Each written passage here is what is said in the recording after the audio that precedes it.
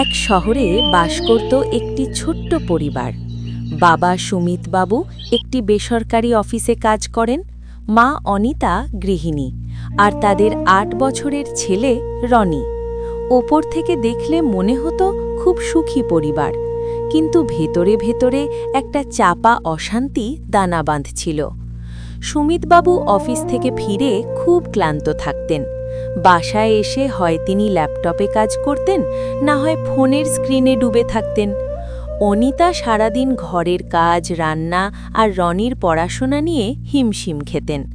তার মনে হতো সুমিত তার ত্যাগের কোনো মূল্য দিচ্ছে না। অন্যদিকে রনি চাইতো বাবা মায়ের সাথে একটু খেলতে, কিন্তু দুজনেই তাকে ব্যস্ত আছি বলে সরিয়ে দিতেন। একদিন রাতের খাবারের টেবিলে ছোট একটা বিষয় নিয়ে বড় ঝগড়া বেঁধে গেল। তরকারিতে লবণ কম হয়েছে, এই নিয়ে সুমিত একটু বিরক্তি প্রকাশ করতেই অনিতার চোখের জল বাঁধ মানল না। তিনি বলে উঠলেন, সারাদিন আমি কি করি না করি তার কোনো খবর রাখো না, শুধু খুদ ধরতে জানো। রনি তার ঘরে বসে সব শুনছিল। তার খুব মন খারাপ হলো। পরের দিন স্কুলে যাওয়ার সময় সে তার প্রিয় দাদুর দেওয়া একটা পুরনো কাঠের বাক্স সাথে নিয়ে গেল। বিকেলে স্কুল থেকে ফিরে রনি বাবা আর মাকে ড্রয়িং রুমে ডাকল। সে বলল, বাবা মা, আজ আমাদের স্কুলে একটা জাদুর বাক্স খেলা শেখানো হয়েছে, চলো আমরা খেলি। সুমিত আর অনিতা রনির মন রাখতে রাজি হলেন। রনি বলল, প্রথমে সুমিতবাবু লিখলেন, তারপর অনিতা, সবশেষে রনি। রনি চিরকুটগুলো খুলে পড়তে শুরু করল। সুমিতবাবুর চিরকুট: আমি সারাদিন অফিসে বসের বকুনি আর কাজের চাপে খুব অস্থির থাকি। বাসায় ফিরে আমি একটু শান্তি চাই, কিন্তু অনিতার অভিযোগ শুনলে আমি আরও খিটখিটে হয়ে যাই। আমি আসলে তোমাদের অনেক ভালোবাসি, কিন্তু প্রকাশ করতে পারি না। অনিতা অবাক হয়ে সুমিতের দিকে তাকালেন।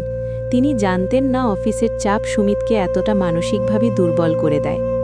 অনিতার চিরকুট: আমি সারাদিন ঘরের ৪ দেয়ালের মাঝে একাকী বোধ করি। আমার কোনো ছুটি নেই।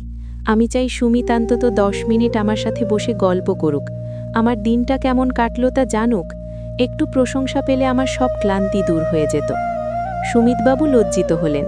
তিনি বুঝলেন অনিতার কাজের কোনো আর্থিক বেতন নেই ঠিকই, কিন্তু সেটার গুরুত্ব অফিসের কাজের চেয়ে কোনো অংশে কম নয়। সবশেষে রনি তার চিরকুটটা পড়ল। সেখানে লেখা ছিল, রনির চিরকুট: আমি দামি খেলনা চাই না। আমি শুধু চাই রাতে ঘুমানোর আগে বাবা আমাকে একটা গল্প শোনাক আর মা আমাকে জড়িয়ে ধরে একটু হাসুক। তোমরা ঝগড়া করলে আমার খুব ভয় লাগে।